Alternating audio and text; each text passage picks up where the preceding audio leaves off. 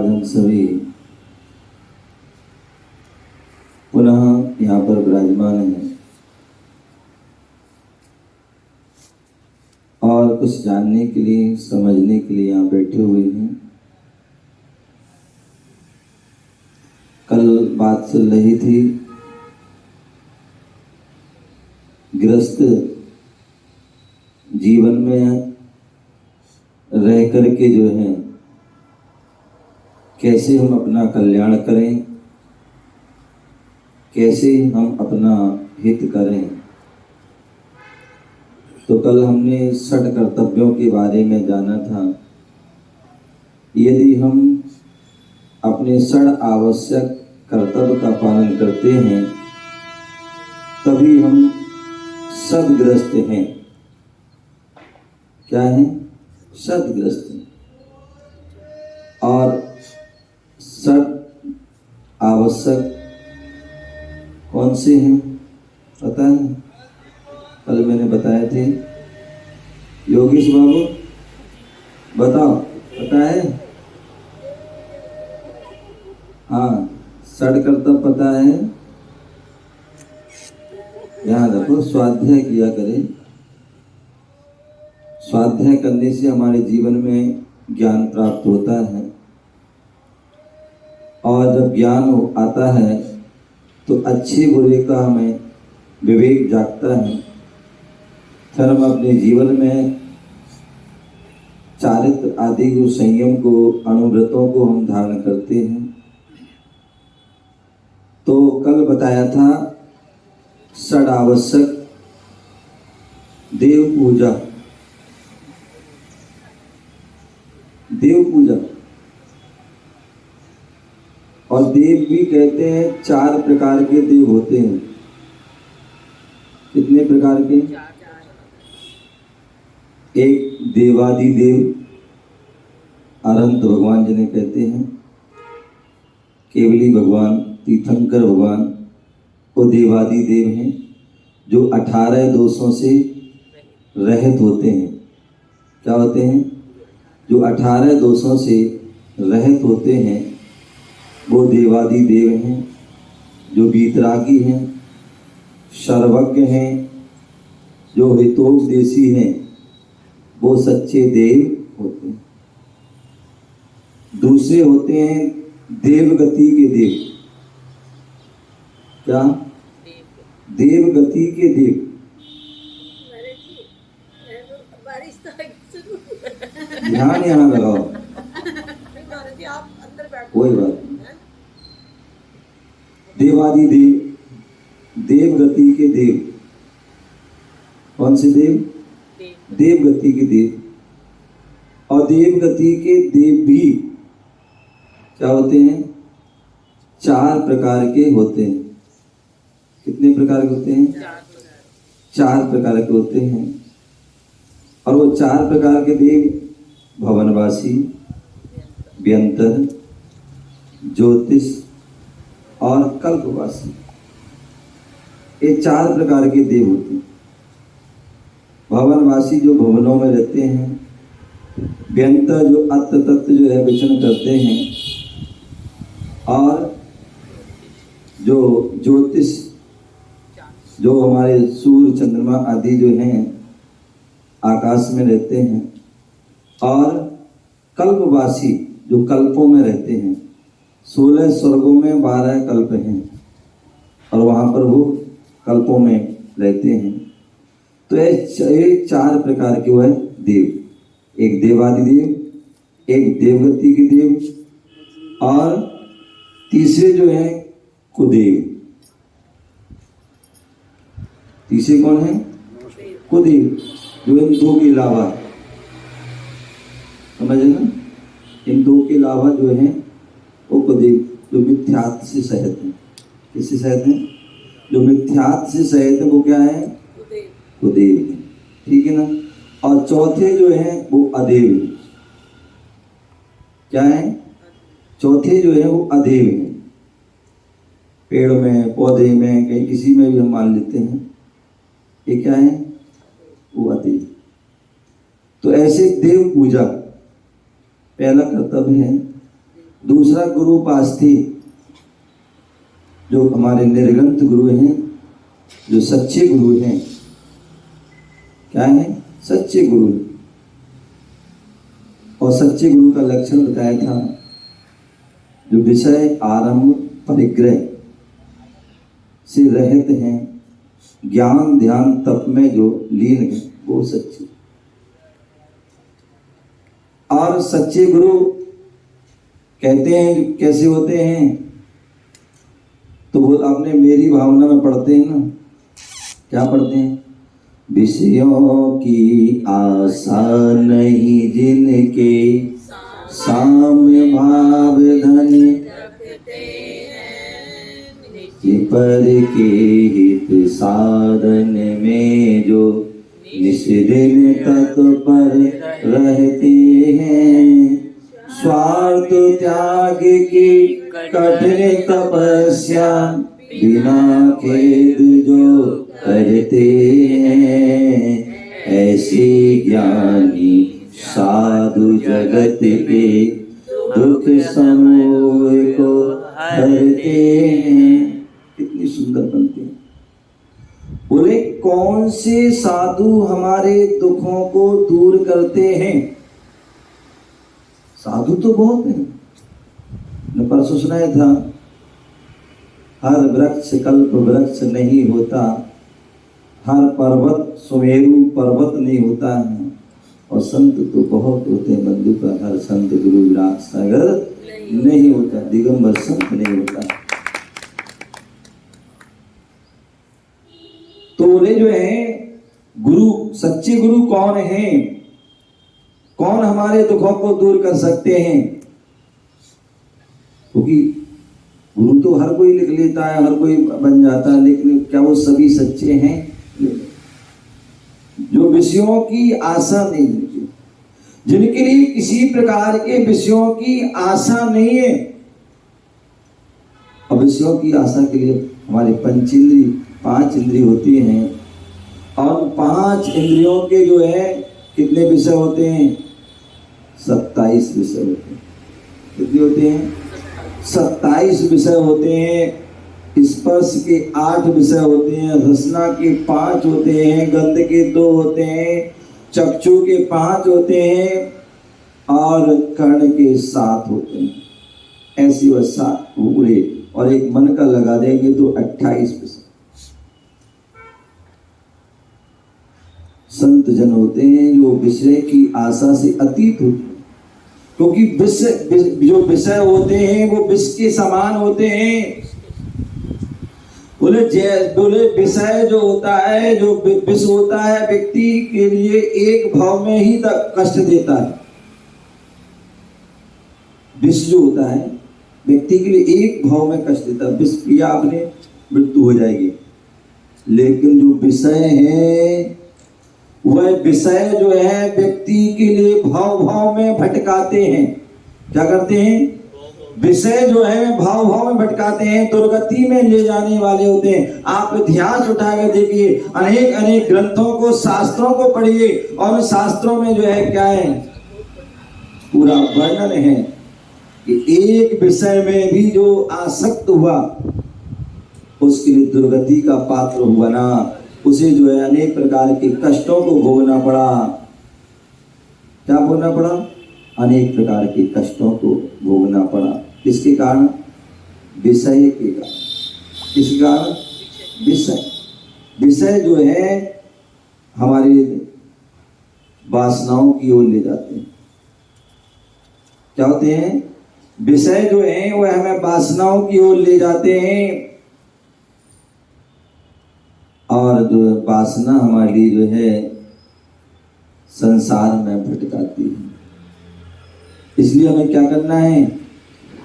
हमें एक एक जो है विषयों से विरक्त होना है, और जो विषयों से विरक्त होता है वह व्यक्ति क्या होता है? जो विषयों से विरक्त होने वाला होता है वही जो है क्या होता है? विषय वासना से रहित होता है। तो गुरुजन हैं वह किसी विषयों की आशा से अतीत हो चुके हैं। क्या हो चुके हैं? विषयों की आशा से जो है अतीत हो चुके हैं और आरंभ परिग्रह से जो रहित होते हैं। क्या होते हैं? आरंभ और परिग्रह। समस्त प्रकार के जो है आरंभ साधु संत जो हैं, जो सच्चे संत होते हैं, वह क्या होते हैं? सच्चे संत जो होते हैं विषय से रहित होते हैं। 5 इंद्रियों के जो है जिन्होंने बस में कर लिया है, वह बस में की साधना करते हैं और जो है आरंभ और परिग्रह, किसी प्रकार का कोई आरंभ नहीं, कोई खेती नहीं। क्या? किसी प्रकार की कोई खेती नहीं करते हैं, किसी प्रकार का कोई आरंभ सारंभ, क्योंकि आरंभ सारंभ जहां होता है वहां पाप होते हैं। क्या होते हैं? जहां आरंभ सारंभ होता है वहां पाप होता है। ठीक है ना? तो इसलिए जो है वह आरंभ सारंभ से जो है रहित होते हैं, परिग्रह से भी रहित। क्या होते हैं? जिन्होंने समस्त प्रकार के परिग्रह, बोले परिग्रह 24 भेद त्याग करें मुनिराज जी। क्या करें? त्याग करें। 24 प्रकार के जो परिग्रह हैं उनका वह त्याग करते हैं। 10 प्रकार के बाह्य तप और 10 प्रकार के अंतरंग तपों का वह क्या करते हैं? त्याग करते हैं। तो इसलिए जो है क्या करते हैं? उन परिग्रह के त्यागी होते हैं। तो विषयों की आशा से जो अतीत हैं, आरंभ से परिग्रह से जो रहित हैं, विषयाशा वसाती तो निरारंभो परिग्रह, ज्ञान ध्यान तपो रखता, ज्ञान और ध्यान में लीन रहते हैं, ऐसे वह दिगंबर साधु होते हैं। तो ऐसे उन साधुओं की जो है क्या करना है? देव पूजा गुरु उपासती। गुरुओं की हमें जो है क्या करना है? उपासना करना है। गुरुओं की हमें जो है उनकी साधना में सहभागी बनना है। क्या बनना है? जो उनकी साधना है उस साधना में हमें सहभागी बनना है। जो उनकी जो है चर्या है, जो उनकी जो साधना है, उसमें हम साधक बनेंगे। ये जो है सबसे बड़ी जो है साधना होती है। तो विषयों की आशा नहीं, जिनकी साम भाव धन रखते हैं, जो विषयों की जो है किसी प्रकार की कोई आशा नहीं रखते हैं और साम भाव धन रखते हैं। बोले एक ग्रस्त भी होता है, एक ग्रस्त भी होता है, वह भी धन रखता है, और एक साधु भी धन रखते हैं। और एक जगह कहा जाता है, क्या क्या कहा जाता है? बोले जो है जिसके पास, श्रावक के पास यदि 2 कौड़ी नहीं है तो वह 2 कौड़ी का नहीं है, और साधु के पास यदि जो है 2 कौड़ी है तो वो 2 कौड़ी का नहीं है। लेकिन यहाँ कह रहे हैं साम भाव धन रखते हैं। बोले श्रावक भी धन रख रहा है, लेकिन साधु भी धन रख रहे हैं, लेकिन दोनों में अंतर कितना है? बोले जो तुम धन रखते हो वो धन वो नहीं रखते हैं, और जो वो रखते हैं वो तुम नहीं रखते हो। तुम्हारा जो धन है वह धन को चुराया जा सकता है, उसे लूटा जा सकता है, छुड़ाया जा सकता है, बांटा सकता है, लेकिन उस धन को कोई छुड़ा नहीं सकता है। क्या? उस दिन को कोई छुड़ा नहीं सकता है, उसको कोई लूट नहीं सकता है, कोई बांट नहीं सकता है।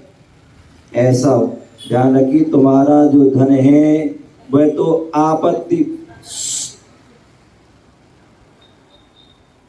मैंने क्या कहा? बाधक नहीं बनना है, साधक बनिए।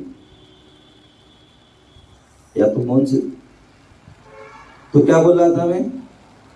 जो आपका धन है वह क्या है? वह धन आपत्ति विपत्ति को प्रदान करने वाला है।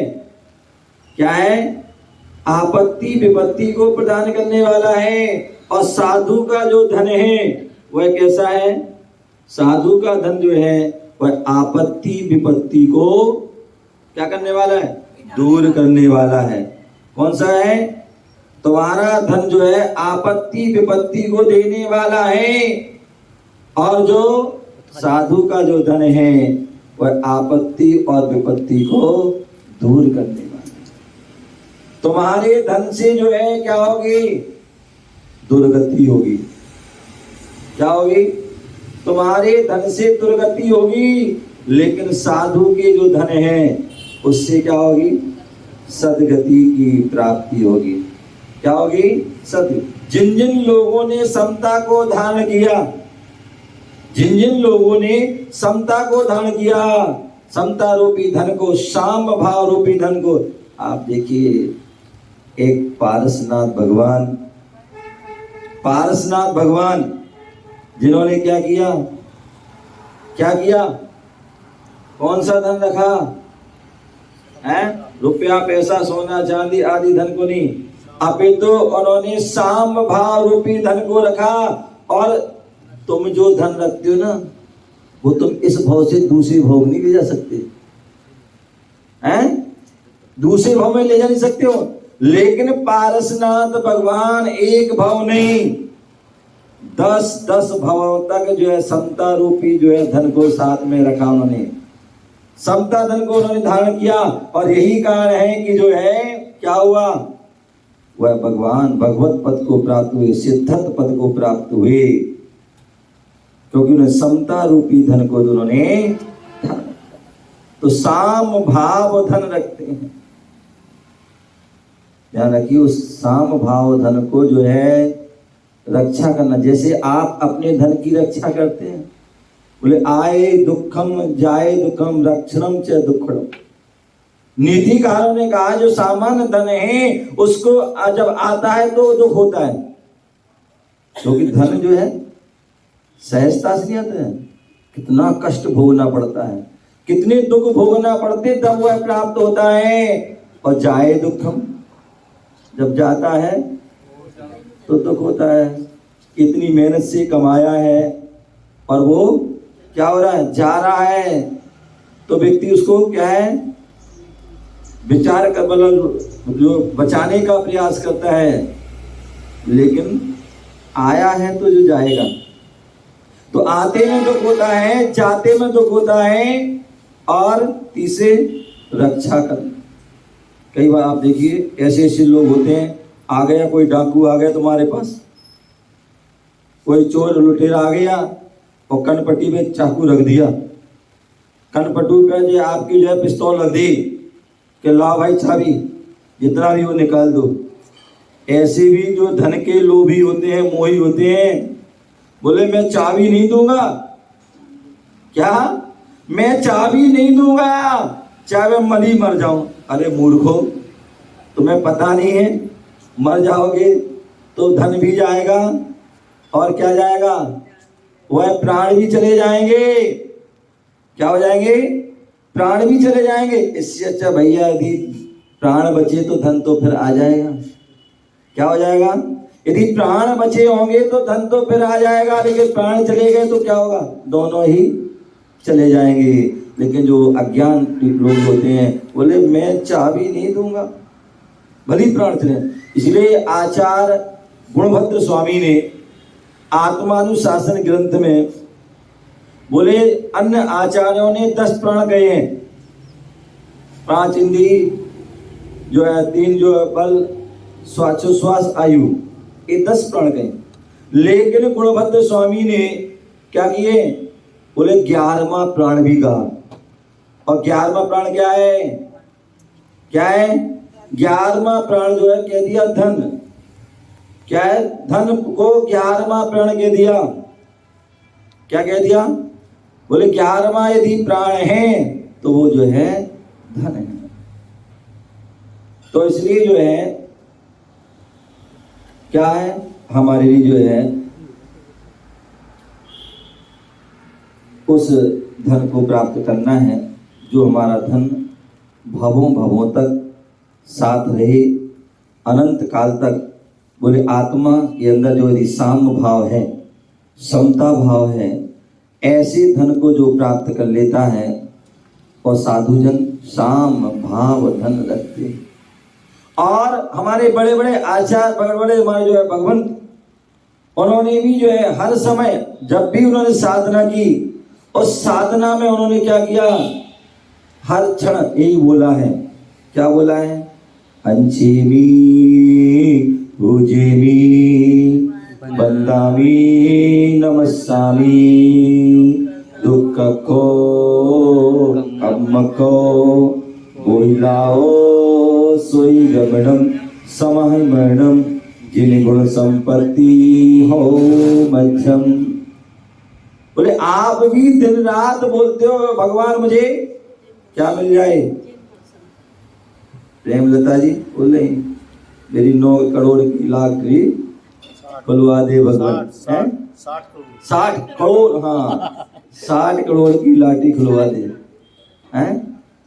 तो बोले आप भी जो है धन मांग रहे हैं, धन की इच्छा रख रहे हैं, साधु भी धन की इच्छा रखते हैं, वह भी कहते हैं भगवान मुझे धन की प्राप्ति हो, लेकिन तुम्हारा धन अलग है, हमारा धन अलग है। बोले कौन सा धन? बोले ऐसा धन जो हमें क्या हो, हमारे लिए हमें क्या मिलता रहे, हर समय हमारे पास रहे, ऐसा वह धन जो है प्राप्त हो। और वह धन कौन सा है? बोले जिन गुण संपत्ति हो। क्या हो?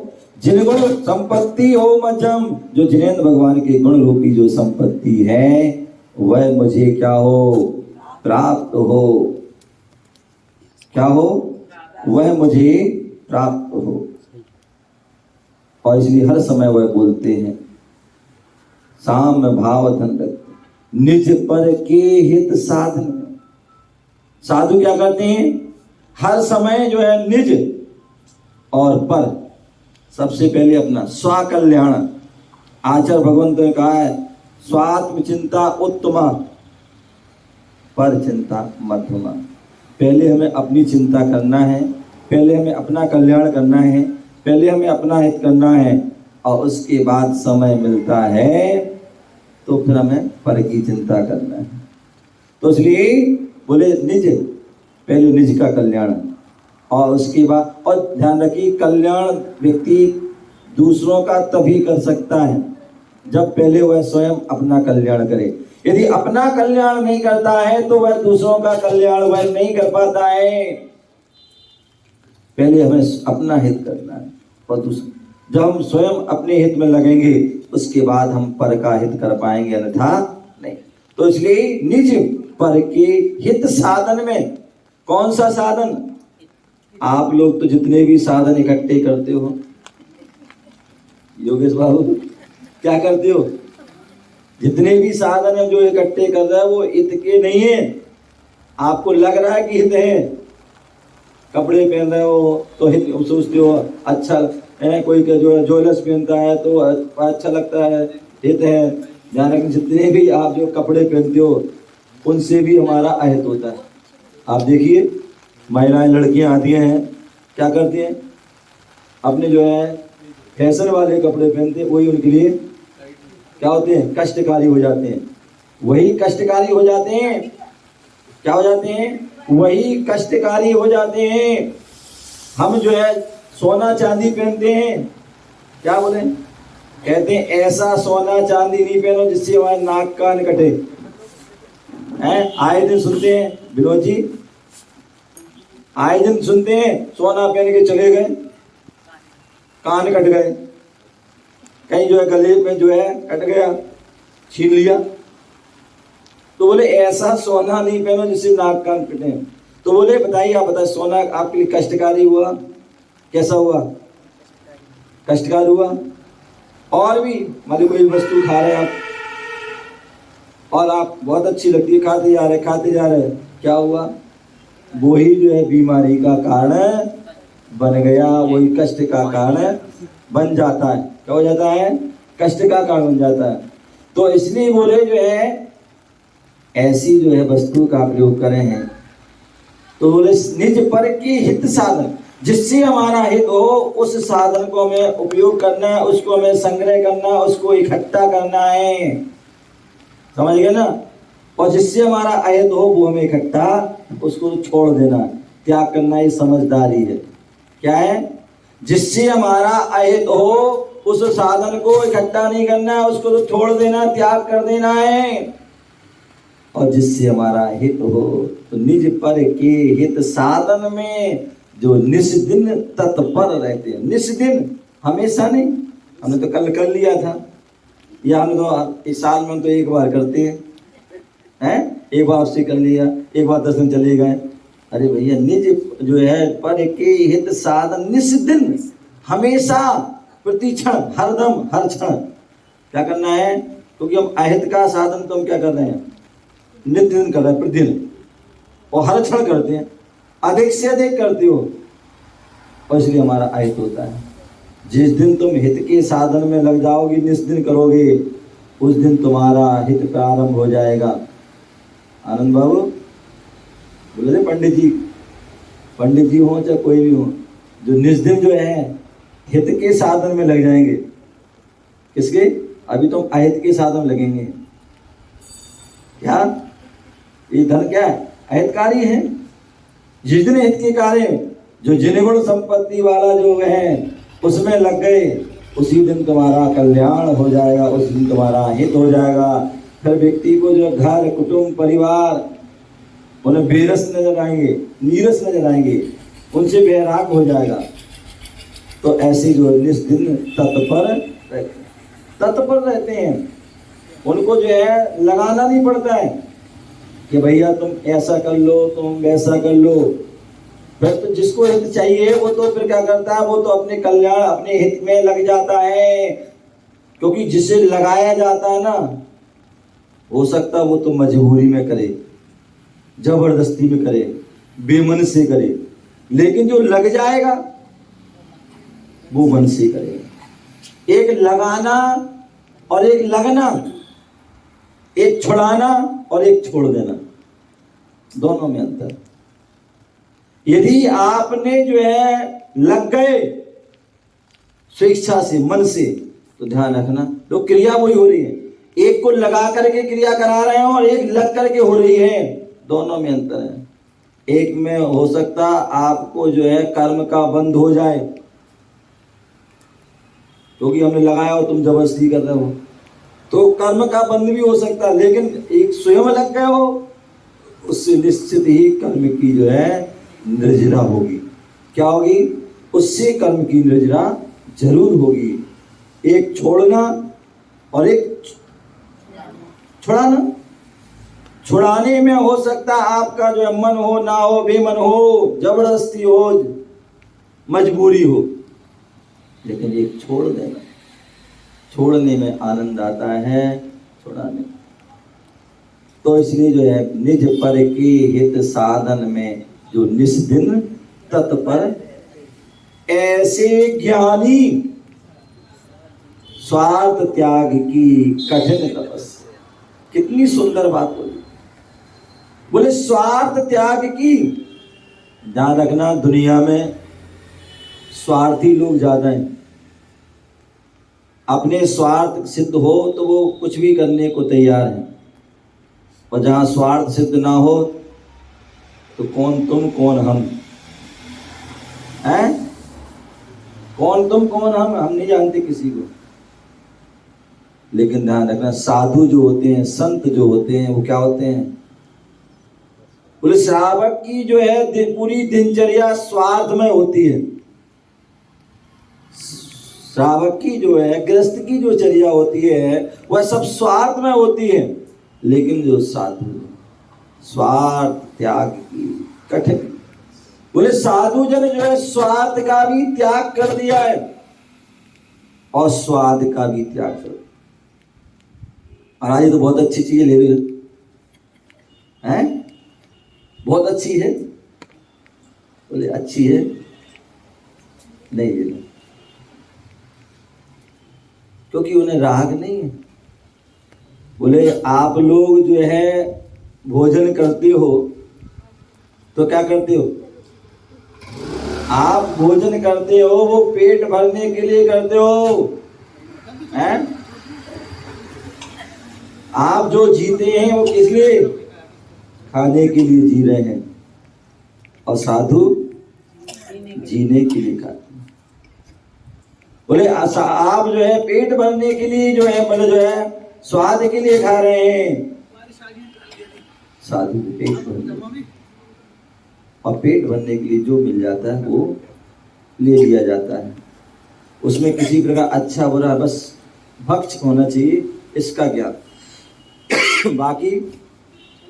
बाकी क्या है वो नहीं। तो इसलिए जो है हमारे लिए क्या करना है, हमारे लिए जो है स्वार्थ त्याग की कठिन, साधु जन स्वार्थ का भी त्याग करते हैं और स्वाद का भी त्याग करते हैं। कठिन साधना, बोले घर का त्याग करना सरल है, घर का त्याग करना सरल है, कुटुंब का धन वैभव का त्याग करना सरल है, भोजन का भी त्याग करना सरल है, लेकिन स्वार्थ का त्याग कर देना और स्वाद का त्याग कर देना बहुत कठिन। स्वार्थ त्याग की कठिन तपस्या, बिना खेद जो करते हैं। और ध्यान रखना, आपने तो नियम ले लिया, क्या नियम ले लिया, अरे यार कहां से कहां फंस गए हैं, चौकी में गए थे, महाराज के पास गए थे और जो है फंस गए। रविकांत क्या चौकी में गए थे तो फंस गया, अब 7 दिन करना पड़ेगा, महीना भर करना पड़ेगा, है खेद कितने करते हैं। लेकिन साधु क्या कर रहे हैं, स्वार्थ त्याग की कठिन तपस्या, बिना खेद, किसी प्रकार का खेद खिन्न, क्योंकि यदि खेद खिन्न होगा तो वो त्याग नहीं रहेगा। क्या वो त्याग नहीं होगा, वो नियम का आपको श्रेष्ठ फल मिलने वाला नहीं है। तो त्याग करना है, स्वार्थ त्याग की कठिन साधना, बिना खेद नहीं होना चाहिए। और जो बिना खेद के करते हैं ऐसे ज्ञानी, क्या ऐसे जो ज्ञानी हैं, हालांकि साधु तो बहुत बन जाएंगे लेकिन ज्ञान नहीं है। बोले ज्ञान का होना आवश्यक है हमारे यहाँ, इसलिए साधु हो और चाहे श्रावक हो, दोनों के लिए जो सत्कर्तव्य बताए हैं, श्रावक को भी सत्कर्तव्य का पालन करना है, साधु को भी करना है। और ध्यान रखना, दोनों के सत्कर्तव्य में एक बात कॉमन है, और वो क्या कॉमन है, बोले जो स्वाध्याय कॉमन है। स्वाध्याय साधु के लिए कह दिया कि स्वाध्याय कीजिए, और श्रावक के लिए कह दिया स्वाध्याय कीजिए। और इसलिए स्वाध्याय परम तपा का है, उपवास करना, एकासन करना, रस का त्याग करना, व्रत परिश्रम करना, काय क्लेश सहना, या और भी जो तप अंतरंग तप करने, इनको महातप नहीं कहा, परम तप नहीं कहा, लेकिन स्वाध्याय परम तपा, स्वाध्याय को जो है करना, ये जो है परम तप है। तो इसलिए और स्वाध्याय करते तो उस समय ज्ञान की वृद्धि होती है। तो इसलिए क्या बोले हैं, ज्ञानी जो कहते हैं 6 डाला में आपने पढ़ा होगा, कोटि कोटि तप करे ना कर्म झरे रे, ज्ञानी की छिनमाई त्रिगुप्ति से सहज। बोले अज्ञानी व्यक्ति जो है करोड़ों भवों तक जो तप करता है, उससे जो कर्म की निर्जरा करता है, उससे ज्यादा असंख्यात गुणी निर्जरा ज्ञानी के छिन्माई, जो ज्ञानी होते हैं ज्ञानी, छिन्माई छिन्न मात्र में त्रिगुप्ति से सहज करे। तो 3 गुप्ति के धारी मुनिराज होते हैं, जो भेद विज्ञानी जो है साधु होते हैं, जो सम्यक ज्ञानी साधु होते हैं, ऐसे साधु क्या होते हैं, त्रिगुप्ति से सहज तरे, वह सारे पाप जो है क्षण। आपने सुना कितने तीर्थंकर, कितने भगवंत आदि जो है मुनिराज अंतर मुहूर्त में, क्या अंतर मुहूर्त में कल्याण कर लेते, अपना हित कर लेते हैं। भरत चक्रवर्ती पूरा जीवन उन्होंने जिया और अंतर मुहूर्त में उनको वैराग हो गया। अंतर मुहूर्त में दीक्षा को परिग्रह त्याग करके दीक्षा को दान किया, केवल ज्ञान हो गया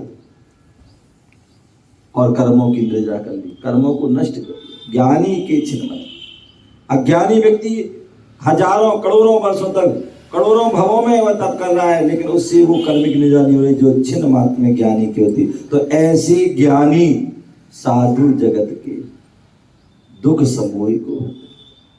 बोले इसलिए कहते हैं क्या, अन्य जैन धर्म के अलावा जैनेतर धर्म में भी कहा जाता है, क्या कहा पता है? एक घड़ी आधी घड़ी, आदि में पुण्याद और संगत कीजिए साधु की हरे कोटि अपराध। बोले एक घड़ी, बोले एक घड़ी यदि हम साधु की संगति करते हैं, और एक घड़ी जो है कितने की होती है, अशोक बहन जी? 24 मिनट की। एक घड़ी जो है 24 मिनट की होती है, और हमारे तीर्थंकर भी 24 होते हैं। 24 तीर्थंकर, और 24 तीर्थंकर होते हैं, और 24 घड़ी की एक 24 मिनट की एक घड़ी होती है। एक मिनट में एक तीर्थंकर को याद कर लो, और 24 मिनट में 24 तीर्थंकर को याद कर लो, तुम्हारा कल्याण हो जाएगा। बोले महाराज समय नहीं है, बहुत बिजी लाइफ है। कोई बात नहीं भैया, यदि आप 24 मिनट नहीं निकाल पाते हो तो कम से कम 12 मिनट निकाल लो। एक घड़ी आधी घड़ी, और आधी मिनट घड़ी हो गई 12 मिनट की, और 12 मिनट भी यदि आपने भगवान को याद कर लिया, गुरुओं की संगति कर ली, तो भी कल्याण हो जाए। बोले महाराज बहुत बिजी, थोड़ा और, आदि में भी आध 6 मिनट, 6 चौके 24, 6 मिनट में 24 तीर्थंकर को याद कर लो। 6 मिनट में जो गुरुवर की संगति में बैठ जाओ तो भी कल्याण हो जाए। बोले महाराज नहीं, और कम कर दो, क्योंकि तो आप बनी हो ना, ये सब्जी मंडी में जाते हैं ना, कहा भाई कितने की है? 20 रुपए की, और कम कर दो भाई, 15 की, और कम करो, 10 की, और कम कर लो। उनका बस नहीं, फ्री में दे दो, और साथ में और कुछ राशि भी दे दो। हैं? बोले महाराज थोड़ा और कम कर दो, आपका क्या जा रहा है, हमारा कल्याण हो जाएगा, हमारा हित हो जाएगा। कोई बात नहीं, एक घड़ी आधी घड़ी, आधी में अपने, और अगर तुम्हें 24 मिनट भी नहीं मिला कोई बात नहीं, 12 कर लो, 12 ही नहीं मिला 6 कर लो, और 6 नहीं मिल रहा तो कम से कम 3 मिनट कर लो, और 3 मिनट नहीं मिलता तो कम से कम 1 मिनट में जो है 24 तीर्थंकर भी याद कर, तो भी कल्याण हो जाएगा। और 1 मिनट भी यदि तुम तीर्थंकर को याद नहीं करोगे, 1 मिनट भी तुम गुरु की संगति नहीं करोगे, तो फिर चुल्लू भर पानी में नहीं, हम तो अहिंसावादी है। चुल्लू भर पानी मुंह धो लो, क्या कर लो? चुल्लू भर पानी में मुंह धो लो, क्योंकि पहली बात तो मैं डूबने की बात नहीं करता हूँ, तो उबालने की बात करता हूँ, और दूसरी बात मुझे पता है कि चुल्लू भर तुम डूबोगे भी, पानी और खराब, तो इसलिए क्या खाए, इसलिए चुल्लू भर पानी मुंह धो सकते हैं। क्या सकते हैं? मुंह धो सकते हैं। हमें शर्म आना चाहिए कि हमारे पास हर चीज के लिए समय होता है, लेकिन धर्म के लिए तो यहाँ बोले ऐसे ज्ञानी साधु जगत के, जो ज्ञानी होते हैं, ज्ञानी जो साधु होते हैं, तो उनकी ज्ञानी साधुओं की जो संगति कर लेता है, उनके सानिध्य में आ जाता है, तो क्या होता है, हरे को मतलब जो है दुख समूह को हरते हैं। सच्चे जो साधु होते हैं वो हमारे दुखों के समूह को दूर कर देते हैं। हम ऐसे सच्चे साधुओं की जो है, बोले आज वर्तमान में परमात्मा हमारे सामने नहीं है साक्षात रूप में, ना अरहंत है ना सिद्ध हैं, लेकिन गुरु हमारे जो है साक्षात रूप में, उनकी जो है उनकी मुद्रा के धारी हैं, वो भी मोक्ष मार्ग में लगे हुए हैं। ऐसे उन गुरुओं की हम संगति कर लेते हैं, उनका सानिध्य प्राप्त कर लेते हैं, तो निश्चित ही हमारा कल्याण हो जाएगा, हमारा हित हो जाएगा। प्यारे बंधु, बहुत कहने को तो बहुत कुछ है, हम थोड़े में जो है अपने उसको जो है धारण करें और अपनी आत्मा का कल्याण करें, अपनी आत्मा का हित करें। ओम नमः सदेव्याय। बोले परम पूज्य आचार्य भगवान गुरुदेव विराट सागर जी महाराज की जय।